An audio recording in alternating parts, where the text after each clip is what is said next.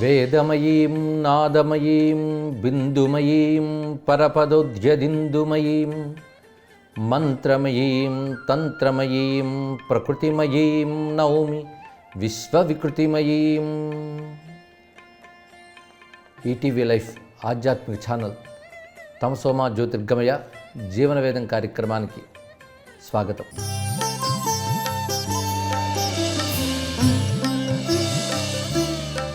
ధనం అనేటువంటిది జీవితంలో ముఖ్యమైనది అనే అంశాన్ని మన సనాతన ధర్మం కూడా చెప్తున్నది. అందుకే ధనం లేనిది ఏది సాధించలేం కనుక ధనార్జన చేయాలి అన్నారు. ధనార్జన ఎలా చేయాలి అంటే విద్య ధనం విషయంలో ఇంత చాలు అని లేదుట. ధనాన్ని సంపాదించాలి, విద్యను కూడా సంపాదించుకోవాలి. అందుకే మానవుడైనటువంటి వాడు ధనార్జనకి తన శ్రమని తన ఆలోచనని వినియోగించాలి అని చెప్పారు. అంటే ధనానికి చాలా ప్రాధాన్యం ఇస్తున్నట్లే కనబడుతున్నది. దీన్ని బట్టి మన సంస్కృతిలో గొప్ప విషయం ఏంటంటే దేని ప్రాధాన్యం దానికి ఉంటుంది. ఆ ప్రాధాన్యాన్ని అనుసరించి జీవితాన్ని మనం వినియోగింపజేసుకోవాలి. ధనం ప్రధానమే కానీ ఆ ధనం సంపాదించడంతో పాటు ఆ ధనాన్ని వినియోగించే పద్ధతుల్లో కూడా కొన్ని నియమాలు చెప్పారు, కొన్ని పద్ధతులు చెప్పారు. అందుకే ఒక ప్రాధాన్యాన్ని తెలుసుకున్నంత మాత్రాన అదే జీవితం అంటూ దానికోసం అన్ని విధాలా కష్టపడడం చెయ్యరాను చేయడం మాత్రం కూడదు. అది ధనం యొక్క ప్రాధాన్యం తెలుసుకుంటూనే ఆ ధనానికి ధర్మానికి ఉన్న అనుబంధాన్ని తెలుసుకోవాలి. అందుకే రెండు ధకారాల అనుబంధం తెలుసుకోవాలి, ధర్మము ధనము, ఈ రెండు అనుబంధం తెలుసుకోవాలి. ధనం యొక్క ప్రాధాన్యం ఎంతగా చెప్తున్నారంటే సృష్టిలో అన్ని అనుబంధాలు ధనంతో ముడిపడి ఉంటాయి అని ఒకానొక సమసమాజ సిద్ధాంతాన్ని ప్రతిపాదించేటువంటి కొందరు విప్లవకారులు కూడా తెలియజేశారు. మానవుల సంబంధాలన్నీ ధనంతోనే ముడిపడి ఉంటాయన్నారు. కొంతమేరకు నిజంగానే అదే సత్యం అనడానికి కూడా లేదు. అయినప్పటికీ ధనం యొక్క ప్రాధాన్యాన్ని ఎన్ని విధాలుగానో మన సంస్కృతి చెప్తూ ఉన్నది. అయితే వేదముల్లో దాన్ని అనుసరించి వచ్చిన ధర్మశాస్త్రాల్లో చెప్పినటువంటి ఈ నీతుల్ని సంగ్రహించి మనకి ప్రాచీన కాలంలో ఎంతోమంది మహాత్ములు గొప్ప గొప్ప గ్రంథాలను రచించారు. అందులో చాణక్యుడు ఒకడు. చాణక్యుడు అనగానే చాలామందికి ఆయన ఒక నీతి శాస్త్రజ్ఞుడు అని తెలుసు. అర్థశాస్త్రాన్ని రచించిన మహానుభావుడు. సాధారణ శకానికి పూర్వమే సుమారు 300 సంవత్సరంలో ఈ మహానుభావుడు జన్మించి గొప్ప గ్రంథాలను ఇచ్చాడు. అంటే అప్పటికే మన నాగరికత అభివృద్ధి చెందింది. అర్థశాస్త్రం చాలా విశేషమైన గ్రంథం. ఇందులో మనిషిని అర్థం చేసుకొని, సమాజాన్ని అర్థం చేసుకొని, దేశాన్ని అర్థం చేసుకొని మానవుడు ఏ విధంగా ప్రయోజనాన్ని సాధించాలి, జీవితాన్ని ఎలా తీర్చిదిద్దుకోవాలో చెప్తారు. అదేవిధంగా రాజ్య పరిపాలన ఎలా ఉండాలి, దేశాన్ని నడిపే పద్ధతి ఎలా ఉండాలి, అవన్నీ కూడా అర్థశాస్త్రంలో చెప్పబడుతుంటాయి. అయితే ఈ అర్థశాస్త్రకర్త అయినటువంటి చాణక్యుడు ఒక మాట అంటాడు, ఇదేదో నేను కొత్తగా రాస్తున్నది కాదు, ప్రాచీనమైనటువంటి గ్రంథాల నుంచి సంగ్రహించి రాస్తున్నాను అన్నారు. ప్రాచీన గ్రంథములు అంటే చాణక్యునికి పూర్వమే మన భారతదేశంలో నాగరికత సంస్కృతి ఎంత విలసిల్లిందో దీన్ని బట్టి అర్థమవుతుంది. వేదం మొదలుకొని వేదాలను అనుసరించి వచ్చినటువంటి అనేక శాస్త్రముల యందు రాజనీతి కూడా చక్కగా చెప్పబడుతున్నది. ఎందుకంటే ఇహ జీవితం చక్కగా గడిపి ఇక్కడే మనలో ఉన్నటువంటి దివ్యత్వాన్ని ఆవిష్కరించుకోవాలనేదే భారతీయ వేద ఋషుల యొక్క ఆశయం. అందుకే ఇక్కడ చక్కగా గడపడం అంటే మనలో ఉన్న దివ్యత్వాన్ని జీవితంలోనే ఆవిష్కరించుకోవాలి. అంతేగాని మొత్తం జీవితం పూర్తయ్యాక దివ్యుణ్ణి అవుదాం అనుకోవడం కాదు. బ్రతుకుండగానే దివ్యత్వాన్ని సంపాదించుకోవాలి. దానికి ఆలస్యం కూడా చూడకూడదు. అయితే దివ్యత్వం అంటే మన జీవన శైలి, మన ఆలోచన విధానం, వీటి ద్వారా మనం దివ్యులం కాగలం. దివ్యత్వం అంటే మానవత్వం కంటే పై దశ. అదే మానవతావాదం అంటూ ఉంటాం. మానవతావాదం కంటే గొప్ప దివ్యత్వవాదం. మానవుడు మానవుడిగా బ్రతుకుతూనే ఇంకా మించి దివ్యంగా బ్రతకగలగాలి. అలాంటి ఈ దివ్యత్వవాదం అనేది సనాతన ధర్మం యొక్క విశేషం. అందుకే మానవుడు దివ్యుడు కావాలి. ఆ దివ్యుడిగా అవ్వలసిన గుణములు, జీవన విధానం చెప్తున్నారు. అయితే జీవిత విధానం నడవడానికి ధనం చాలా అవసరమే. ధనంతో చాలా గొప్ప పనులు కూడా సాధించవచ్చు, అందులో సందేహం లేదు. డబ్బుతో ఏమీ సాధించలేము అనకూడదు. డబ్బుతోనే అన్నీ సాధించగలమనేది సమాజంలోనూ మానవ జీవితంలోనూ కనబడుతున్న ఒకనొక వాస్తవం అది. అందుకే సంధౌ విరోధే దానేచ యశస్వాత్మ సుఖోదయే అపిమోక్ష పరిప్రాప్త వర్తో బంధుర్మహీభుజ అనే మాటని తెలియజేస్తూ చాణక్యుడు చెప్తున్నాడు. స్నేహంలో, విరోధంలో, దానంలో, కీర్తిలో, తన సుఖంలో, చివరికి మోక్షప్రాప్తిలో కూడా ధనం ఆప్తబంధువు వంటిది అంటున్నారు. అంటే స్నేహ విరోధాలంటే అర్థం ఏంటంటే ఒక స్నేహం నిలవాలన్నా ధనంతో సాధ్యమవుతుంది. ఒక శత్రువు మనకు వశం కావాలన్నా ధనంతో సాధ్యమవుతుంది. శత్రువుని కూడా సామధాన ఉపాయాలతో వశం చేసుకోవచ్చు. అంటే ధనం అప్పుడు పనిచేస్తుంది. అందుకే స్నేహం నిలబడాలన్నా శత్రువు కూడా మిత్రుడు కావాలన్న ధనం ఉపకరిస్తుంది. అలాగే దానం చేయాలన్నా ధనం ఉండాలి, కీర్తి కావాలన్న ధనం ఉండాలి. ధనవంతుడికి లభించే కీర్తి చాలా విశేషం. అదేవిధంగా స్వసుఖం, తను సుఖం పడాలన్నా, సుఖం అనేది ఐహికము ఆముష్మికం అని రెండు విధాలు. బ్రతుకుండగా సుఖపడడం ఒకటి, ఆముష్మిక సుఖం అంటే పరమనందు సుఖం. దీనికి కూడా ధనం సహకరిస్తుందిట. ఏ విధంగా అంటే ధనాన్ని ధర్మకార్యాలకి త్యాగాలకి వినియోగించినప్పుడు ధనం పరానికి కూడా సహకరిస్తుంది. ఇన్ని విధాలుగా ధనం యొక్క ప్రయోజనాలు తెలియజేస్తున్నటువంటి వారు ఇంకో మాట అంటాడు, ధనవంతులకి మిత్రులు బంధువులు ఎక్కువ మంది ఉంటారు, అతన్ని కీర్తిస్తారు అన్నారు. యస్యార్థాస్తస్య మిత్రాణి యస్యార్థాస్తస్య బాంధవాహ. అంటే ఎవరికి ధనం ఉంటుందో వారికి మిత్రుల సంఖ్య ఉంటుంది, బంధువులు కూడా ఎక్కువ ఉంటారు. ఎందుకంటే డబ్బున్న వాడి చుట్టూ బంధువులు కూడా ఉంటూ ఉంటారు. ఇది ఎలాంటిదంటే తెప్పలుగా చెరువు నిండిన కప్పలు 10,000 చేరు కదరా సుమతి అని సుమతీకారు కూడా ఇదే భావాన్ని చెప్పాడు. ఈ భావాన్నే అంతకుముందే చాణక్యుడు చెప్పాడు. బహుశా చాణక్యుడి వాక్యాన్నే తెలుగులో అందించడము సుమతీ శతకారుడు అనిపిస్తుంది. యత్రోదకం తత్ర చరంతి హంసాహ తదేవ శుష్కం పరివర్జయంతి ప్రాప్తే జలే తత్ పునరాశ్రయంతే నా హంసమిత్రేణ నరేణ భావ్యం అని ఒక మాట అన్నారు. జలం ఉన్నప్పుడే హంసలు ఉంటాయి, జలం ఎండినప్పుడు హంసలు కూడా విడిచి వెళ్ళిపోతాయి, మళ్ళీ జలం రాగానే వస్తాయి. అదేవిధంగా బంధుత్వాలు అలాగే ఉంటాయని తెలియజేశారు. అదే మానవ బలం కూడా కావాలంటే ధనబలం ఉండాలి. ధనం బలం వల్ల మనుష్య బలం కూడా పెరుగుతుంది. అది ధనానికి ఇంత ప్రాధాన్యం చెప్పేటప్పుడు ప్రధానంగా పరిపాలనలో ధర్మం ఎలా ఉండాలో చెప్తూ ఈ విషయాలు చెప్తున్నారు. వ్యక్తికి ఇది అవసరమే, అదేవిధంగా పాలనలో కూడా ధనం అవసరం. ధనము కలిగిన దేశానికే అభివృద్ధి చెందిన దేశం పేరు కూడా చెప్తూ ఉంటాం. అదే పాలకుడైన వాడు ధన సంచయంతో దేశాభివృద్ధికి పాటుపడాలి అని తెలియజేస్తూ ధనం వల్లనే ఒక జాతి అందము రూపం అన్నీ రాణిస్తాయి. అందుకే అన్నిటికంటే గొప్ప జాతి ఏంటంటే డబ్బే గొప్ప జాతి. డబ్బు ఉండడమే గౌరవానికి కూడా కారణమవుతున్నది. యస్యాస్తి విత్తం స నరః కులీనః సపండితః సశ్రుతవాన్ గుణజ్ఞః సయేవ వక్తా సచ దర్శనీయః సర్వే గుణాః కాంచనమాశ్రయంతి. చాణక్యుడి మాటలు కలకాలం నిలిచిపోయేటువంటి గొప్ప గొప్ప వాక్యాలు ఇచ్చాడు ఆయన. అందుకే సర్వే గుణాః కాంచనమాశ్రయంతి, గుణాలన్నీ కాంచనాన్నే ఆశ్రయించి ఉంటాయన్నాడు. కాంచనం అంటే బంగారం, బంగారం అంటే ఇక్కడ ధనము అనేటువంటి అర్థంలో వాడుతున్నారు. గుణాలన్నీ ధనాన్నే ఆశ్రయించుంటాయి.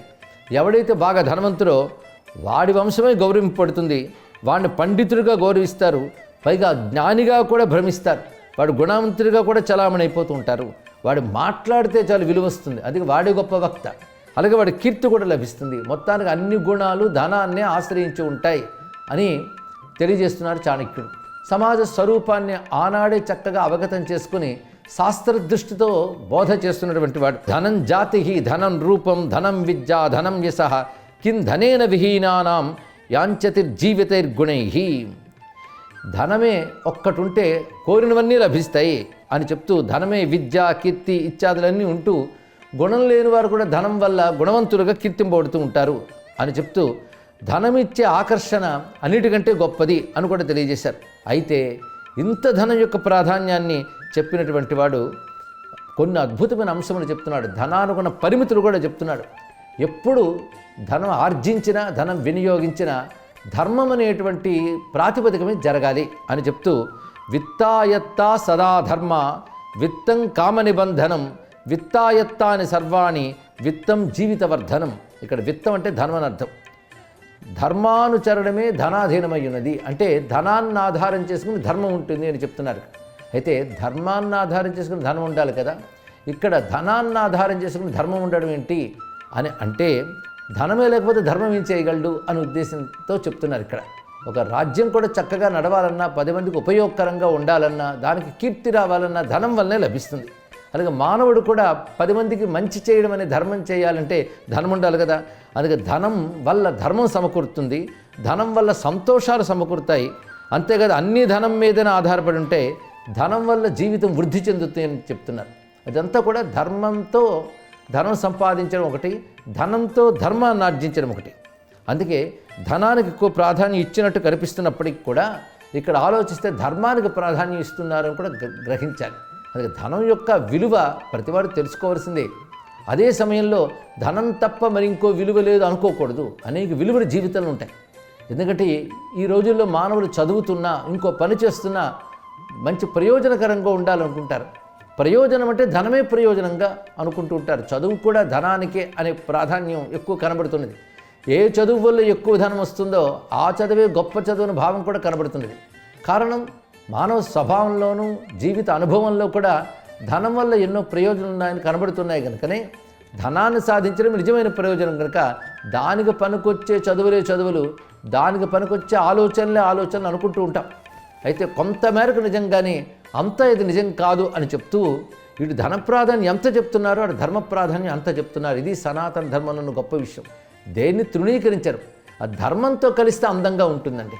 అందుకే దేనికైనా ధర్మం జతపడితేనే అందం ఉంటుంది. అది ఏ సుఖాన్ని వద్దనకూడదు, ప్రతి సుఖం ఉండాలి, కానీ ధర్మంతో కూడిన సుఖం ఉండాలి. ఎప్పుడు ధర్మంతో కూడిన సుఖమై ఉన్నదో అది పతనం చేయనివ్వదు, అది తెలుసుకోవాలి. అందుకే ఒక గృహస్థు భార్యాభర్త వీరియందునటువంటి అనుబంధం ఉన్నదే అది క్షేమాన్ని కలిగిస్తుంది. కారణం అక్కడ ధర్మం ఉంది కనుక. అలాగే ధర్మరహితమైనటువంటి భోగములు పతనం చేయిస్తాయి. అందుకే అటు కామానికి ఇటు అర్థానికి కూడా ధర్మం తగలాలి. అందుకే ముందు ధర్మం చెప్పి తర్వాత అర్థకామాలు చెప్తారని గతంలో అనేక మార్లు చెప్పుకున్నాం. ఆ విషయాన్ని చాణక్యుడు కూడా తన నీతి సూత్రాలు ఇంత గొప్పగా చెప్తున్నాడు. అయితే ఈ నీతులు కేవలం హితాన్ని బోధించే మాటలు మాత్రమే కాదు, ఇందులో సమస్త జీవిత స్వరూపాన్ని అవగాహన చేసుకుని చాణక్యుడు చెప్తున్న వాటిలో గొప్ప విషయములు ఉన్నాయి ఇక్కడ. అయితే ఇక్కడ మాట అంటున్నాడు, గుణాధనేన లభ్యంతే నధనం లభ్యతే గుణై. ఇది కూడా లోకంలో ఒక మాట. ధనం చేత గుణగుణాలు తెచ్చుకోవచ్చు, కానీ గుణగణాలతో ధనాన్ని తెచ్చుకోలేమన్నారు. అంటే సద్గుణాలతో మనం ధనాన్ని ఆర్జించే ప్రయత్నం చేయం. సద్గుణాలు ధనార్జనకి పనికొస్తాయని చెప్పడం లేదు, కానీ ధనానికి సద్గుణాలు కలియాలి అని చెప్తున్నారు ఇక్కడ. అయితే ధనం ఉన్నప్పుడు కూడా మనం గుణాలు పెంచుకునే అవకాశం ఉంటుంది. ఎందుకంటే ధనవంతుడికి ఎక్కువ విశ్వంతో అనుబంధం ఏర్పడుతుంది. దాన్ని బట్టి కొన్ని నేర్చుకునే అవకాశం కూడా లభిస్తుంది అని చెప్తున్నారు ఇక్కడ. అయితే డబ్బున్న వాడికి ఎంత గౌరవం అంటే లోకంలో వృద్ధులు కానీ, పండితులు కానీ, నేర్పరులు కానీ, శాస్త్రజ్ఞులు కానీ డబ్బున్న వాడిని గౌరవిస్తారు. డబ్బు లేని వాడిని గుణవంతుడైనా గౌరవించారు. లోకంలో చూస్తూ ఉంటాం కదా. అందుకే నీకు జయముగ్గాక, నువ్వు చిరకాలం జీవించు అని పెద్దలు ఎవరిని ఆశీర్వదిస్తున్నారు? డబ్బున్న వాడిని ఆశీర్వదిస్తున్నారు. అందుకే వృద్ధాః ప్రసిద్ధాః విబుధాః విదగ్ధాః శూరాః శృతిజ్ఞాః కవయః కులీనాః వీళ్ళందరూ కూడాను ధనవంతుణ్ణే జయేతి జీవేతి సదా వదంతి. నీకు జయం కలుగ్గాక, చిరంజీవిగా వర్ధిల్లుగాక అని ధనవంతుడిని దీవిస్తుంటారు కదా. దీన్ని బట్టి ధనం ఎంత విలువనిస్తున్నది. అందుకే ధనం సంపాదించాలని మాటలు వినగానే ప్రతివాడికి అనిపిస్తుంది. అందుకే ధనం చాలా ప్రధానమే. పైగా సంపన్నుడు అందరి చేత గౌరవింపబడతాడు. చివరికి ఇతర లోకాల్లో, ఉత్తమ లోకాల్లో కూడా గౌరవం లభిస్తుంది. దరిద్రుడికి తన గృహంలోనే నిరసన ఏర్పడుతుంది అని ఒక మాటను చెప్తాడు చాణక్యుడు. సగృహోపి దరిద్రాణ విచకృక్కచ కర్కశం. అక్కడే అవమానం ఎదురవుతుంది. దీన్ని బట్టి ధనానికి అంత గౌరవం ఉన్నది. అయితే అదే సమయంలో ధనం చాలా ముఖ్యమని చెప్తూనే ధనం విషయంలో దానికున్న అల్పత్వాన్ని కూడా తెలియజేస్తున్నారు. ధనం శాశ్వతం కాదు, అది ఎలా వస్తుందో ఎలా వెళుతుందో కూడా తెలియదు. అందుకే ధనము ఘనము ఈ రెండిటి యొక్క గతి ఎవడు చెప్పలేడన్నారు. ఘనం అంటే మేఘం అని అర్థం. మేఘం ఎక్కడ పుడుతుంది, ఎప్పుడు పూర్తవుతుంది అనేది ఎవరికి తెలియదు. ధనం కూడా అంతే. కొత్త ఆరభ్య ఘటతే విఘట్య క్వాపి గచ్చతి గతిర్న శక్యతే జ్ఞాతం ధనస్యచ ఘనస్యచ. ధనము ఘనము అని రెండు మాటలు చెప్తున్నారు. అంటే ఘనం అనగా మేఘం అని చెప్పుకున్నాం. ఈ ధనము ఘనము ఈ రెండు ఎప్పుడు మొదలవుతాయో, ఎక్కడికి చేరుకుని విడిపోతాయో ఎవరికీ తెలియదు. అందుకే ధనం సంపాదిస్తున్నప్పుడే దాని అనిత్యతను కూడా తెలుసుకోవాలి. అంటే అది స్థిరంగా నిలిచేది కాదు, అది ఎలా వస్తుందో ఎలా పోతుందో కూడా తెలియదు. అందుకే గొప్ప మాట చెప్తున్నారు, సత్యం మనోరమా రామ సత్యం రమ్యా విభూతయ కింతు మత్తాంగనాపంగ భంగలోలం హి జీవితం అన్నాడు. మదిరి సేవించిన యువతి కడకంటి చూపు ఎంత క్షణికమైనదో ధనము సుఖము కూడా అలాంటివే అన్నారు. అంటే కోరికలు ధనము కూడా ఆ మత్తెక్కిన కళ్ళ చూపులు ఎంతసేపు ఉంటాయి, కొంతసేపు ఉంటాయి. ఇవి కూడా అంతే సుమా అని చెప్తూ క్షణికమైన సంపాదన కోసం ఎక్కువ మనం శ్రమపడాల్సి వస్తుంది కదా అన్నారు ఇక్కడ. ఎక్కువ శ్రమపడే మన సంపాదన తెచ్చుకుంటాం, కానీ తెచ్చుకున్న ధనము క్షణికంగా ఉంటుంది. అందుకే ఆ ధనాన్ని సద్వినియోగపరచుకోగలగాలి. ఆ సద్వినియోగం ఎలాగూ అంటే ఒకటి భద్రపరచుకోవడం, ఒకటి మన యొక్క అనుభవాల కోసం భోగాల కోసం వినియోగించుకుంటేనే భవిష్యత్తు కోసం కొంత సంచయం చేసుకోవాలి. వ్యక్తి అలా చేయాలన్నప్పుడు రాజు కూడా చేయవలసినదే అని చెప్తున్నారు. అందుకే ఏదైనా దాచుకోవడం గురించి చెప్పారు. ధనాన్ని సంపాదించడం, దాచుకోవడం కూడా ఎలా చేయాలంటే తనకి తగినంత భోగాలు, అక్కడ మళ్ళీ ధర్మ ప్రసక్తి వస్తుంది. ధర్మబద్ధమైన భోగాలు అనగా నియంత్రణ ఏర్పడుతుంది. ఆ నియంత్రణ తగినంత ధర్మబద్ధమైన ఈ రెండు గుర్తుపెట్టుకోవాలి ధనాన్ని వినియోగించేటప్పుడు. తగినంత ధనము, ధర్మబద్ధమైన ధనము, ధర్మాని కోసం ధనం ఇలా వినియోగిస్తూ ధర్మాన్ని సంచయం చేసుకోవాలి. సంచయం అనేటువంటిది గృహస్థుకి చాలా ముఖ్యమైనటువంటిది, పాలకుడికి చాలా ముఖ్యం. ఎందుకంటే ధర్మాలు అందరికీ ఒకటి కాదు కదా. సన్యాసి ధన సంచయం చేయకూడదు, అదే పాలకుడు ధన సంచయం చేసి తీరాలి, గృహస్థు కూడా చేసి తీరాలి. అందుకే వారి దగ్గర ధనం ఉండాలి భవిష్యత్ అవసరాల కోసం కూడా. అందుకే ధనం ఎలా చక్కగా పోగు చేసుకోవాలంటే ఎక్కువ ధనం ఉంటేనే దాచుకుంటానని కాకుండా నీకు లభించే ధనంలో ఎంతో కొంత దాచుకోవడం అనేది చాలా అవసరము అని అర్థశాస్త్రాన్ని తెలియజేస్తున్నారు. అందుకే నిజంగా సంపాదన అంటే నీకు వచ్చే ధనం కాదుట, నువ్వు దాచుకునే ధనం అని చెప్పారు. చాలా గొప్ప విషయం. మనం దాచుకున్నదే నిజమైన ఆదాయం, ఖర్చు పెట్టేది కాదు. ఖర్చు పెట్టడానికి వచ్చేది ఆదాయం అనుకోకూడదు, దాచిపెట్టుకునేదే నిజమైన ఆదాయం తెలుసుకోవాలట. అయితే ఎంత దాచిపెట్టినా అది క్రమంగా తప్పకుండా సహకరిస్తుంది. కొంచెమే దాచుకున్నా అనుకోవద్దు, కొంచెంతోనే మొదలై కొండంత అవుతుంది అని ఒక మాట ఉన్నది ఇక్కడ. దాన్ని జలబిందు నిపాతేన క్రమశ పూర్యతే ఘటః తత్క్రమ సర్వ విద్యానాం ధర్మస్య చ ధనస్య చ అని కూడా సుభాషితకారుడు చెప్తాడు ఇక్కడ. నీరు చుక్క చుక్క చుక్క పడితేనే కుండ నిండుతుంది, అలాగే ధనం కానీ విద్య కానీ కొంచెం కొంచెం నేర్చుకున్న క్రమంగా వృద్ధి చెందుతుంది. కానీ ఎంతో కొంత అనేటువంటిది దాచాలి. ఇక్కడ రాజనీతి శాస్త్రం కనుక రాజుకు కూడా తెలియజేస్తున్నమాట. రాజు అంటే ప్రభుత్వం అని అర్థం తీసుకోవాలి. ఇక్కడ ప్రభుత్వం కూడా ప్రజల్ని కాపాడడం కోసం ధనాన్ని చక్కగా వినియోగించడమే కాకుండా ధనాన్ని కూడబెట్టడం కూడా చాలా అవసరం. వల్మీకం మధుజాలంచ శుక్లపక్షే చ చంద్రమాహ రాజద్రవ్యం భైక్ష్యంచ స్తోకం స్తోకేన వర్ధతే అన్నారు ఇక్కడ. అంటే పాలకుడి సంపద, దేశ సంపద ఎలా ఉంటుందంటే చీమ పుట్టలాగా, తేనె తుట్టెలాగా, శుక్లపక్ష చంద్రుడిలాగా క్రమక్రమంగా అభివృద్ధి చెందుతుంది అన్నారు. హఠాత్తుగా ఎక్కువ మొత్తాలు కాకపోయినా కొద్ది కొద్దిగానైనా దాచుకోవడం అనేది అవసరమే. ఇటు వ్యక్తికి చెప్పినట్టున్నది, అదేవిధంగా వ్యవస్థకి చెప్పినట్టు కూడా ఈ బోధలు మనకు కనబడుతుంటాయి. ఎందుకంటే పాలకుడికి సంపద అవసరం కనుక పాలకుడి విషయంలో ఇవి చెప్తున్నారు. అయితే పాలకుడు ప్రజల నుంచి ధనాన్ని ఏ విధంగా తీసుకోవాలి, కప్పన్ రూపంలో తీసుకునేటప్పుడు తాను ప్రజలకి వినియోగించడానికి పన్ను తీసుకుంటున్నాడని మరువరాదు అన్నారు. పూర్వం రాజుల పాలనైనా ఇప్పుడు ప్రభుత్వాల పాలనైనా ప్రజల నుంచి వచ్చేటువంటి పన్నుల ఆదాయాలతోనే నడుస్తాయి. ఒక ప్రధాన ఆదాయం పన్నులే కదా. అందుకే ఆ పన్నులు ఎలా తీసుకోవాలి అంటే యథాక్రమేణ గృహ్ణాతి పుష్పేభ్యో మధుషట్పద తథా విత్తముపాదాయ రాజా కుర్వీత సంచయం అన్నారు. 9 బయలుదేరి పుష్పాలను బాధ పెట్టకుండానే ఏ విధంగా మకరందం తీసుకుంటుందో అదేవిధంగా ప్రజల్ని ఇబ్బంది పెట్టకుండానే తాను పన్నులు తీసుకోగలగాలి. అంటే ప్రజలకు బాధాకరంగా ఉండకూడదు, వాళ్ళ యొక్క ప్రధాన జీవనగతికి దెబ్బతీయని విధంగా వాళ్ళ నుంచి పన్నులు తీసుకోవాలి అన్నారు ఇక్కడ. 9 తేనెను తీసుకున్నప్పుడు పుష్పాన్ని ఏ విధంగా గాయపరచదో, బాధ పెట్టదో, తెలియకున్నట్టుగానే తీసుకుంటుందో అదే విధంగా తీసుకోవాలి అన్నారు. మరొక విషయం చెప్తారు. సూర్యుడు భూమి నుంచి జలాన్ని తీసుకుంటాడు. ఎందుకు అంటే ఇబ్బడి ముబ్బడిగా దానికి మించి జలాన్ని తిరిగిస్తాడు ఆయన. అదేవిధంగా రాజు కూడా సూర్యుని వలనే ప్రజల నుంచి ధనాన్ని స్వీకరించిన సరైన సమయంలో తిరిగి ప్రజల కోసం అంతకంతగా తాను వినియోగించగలగాలి. అది ధనాన్ని తీసుకోవడం ఒకటి, భద్రపరచడం ఒకటి, తెలివైన పద్ధతుల్లో పెంపు చేయడం ఒకటి. ఆ పెంపు చేసిన ధనాన్ని ప్రజలకు వినియోగించాలి అని చెప్పారు. అదే వ్యక్తి కూడా ఆ విధంగా అన్వయించుకోవచ్చు.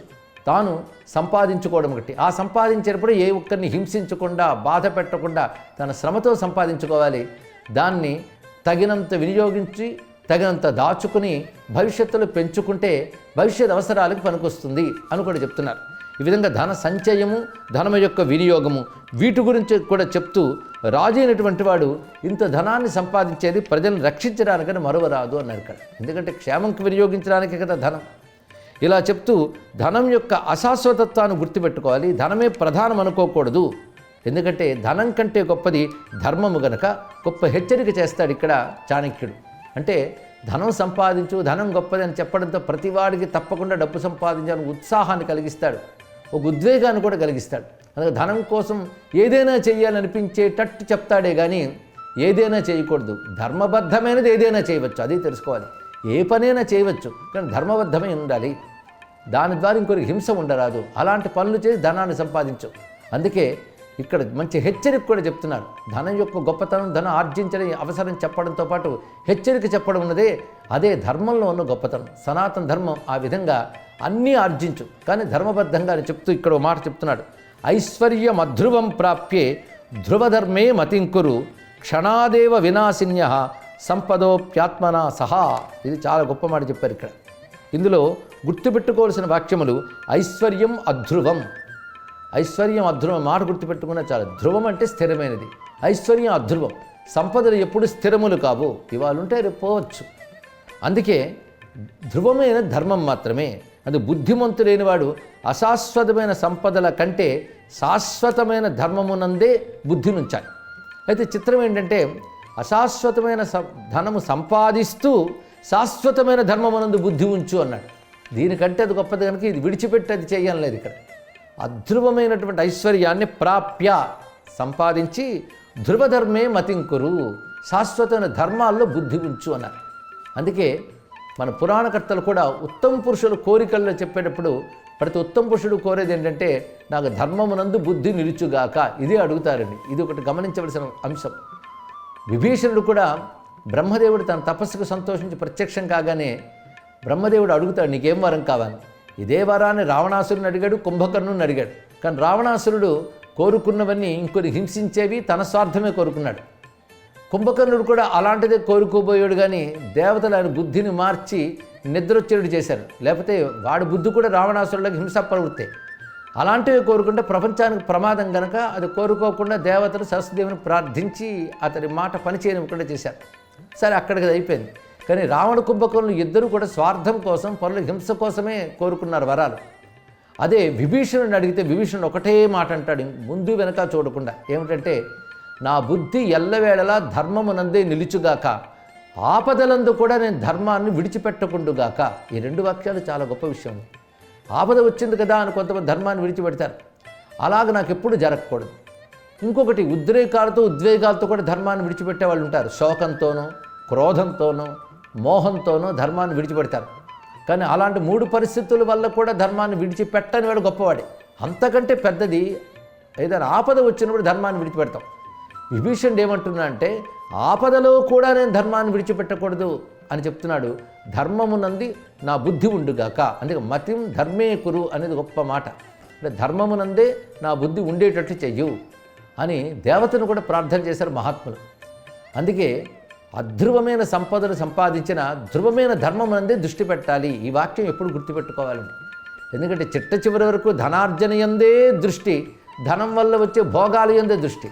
కానీ ధనాన్ని ఆర్జించు, దృష్టి ధర్మం మీద పెట్టు అన్నారు ఇక్కడ. దృష్టి అంటే లక్ష్యం. లక్ష్యం ఎప్పుడు ధనం కాకూడదు, లక్ష్యం ధర్మం కావాలి. అందుకే సంపాదించే లక్షణం ధర్మం కావచ్చు, కానీ లక్ష్యం మాత్రం ధర్మమే కావాలి. కానీ ధర్మము యందు లక్ష్యం ఉంచి ధర్మంతో ధనం సంపాదించి ధర్మానికి వినియోగించు అని చెప్తున్నారు. అంటే మన వేద జీవనం, మన జీవన వేదం చెప్తున్న గొప్ప బోధ ఏమిటి అంటే ధనానికి ధర్మానుకున్న అనుబంధం. అనేది సంపదలు సంపాదిస్తూనే అవే శాశ్వతం అనుకుని వాటితో అహంకరించకూడదు. ఎందుకంటే అశాశ్వతం అని తెలిసాక అహంకారం తగ్గుతుంది. అవి శాశ్వతం అనుకుని మనకు వచ్చిన సంపదల వల్ల విర్రవీగుతాం, అహంకరిస్తాం, ఇంకోటిని అవమానిస్తాం. అహంకారం ఒక్కటే ఉంటే చాలు, ఇంకొని అవమానించడానికి సిద్ధపడతాం. అందుకే గొప్ప వాక్యం తెలియజేస్తున్న చాణక్యుడు అధ్రువం ఐశ్వర్యం ధ్రువం ధర్మం, అందుకే ధర్మమునందే బుద్ధిని పెట్టు అని చెప్తున్నటువంటి సనాతన ధర్మ నాదానికి నమస్కరిస్తూ స్వస్తి. ఈ కార్యక్రమాన్ని తిరిగి చూడాలనుకుంటే www.youtube.com/@ETV Life Spiritual లో చూడవచ్చు.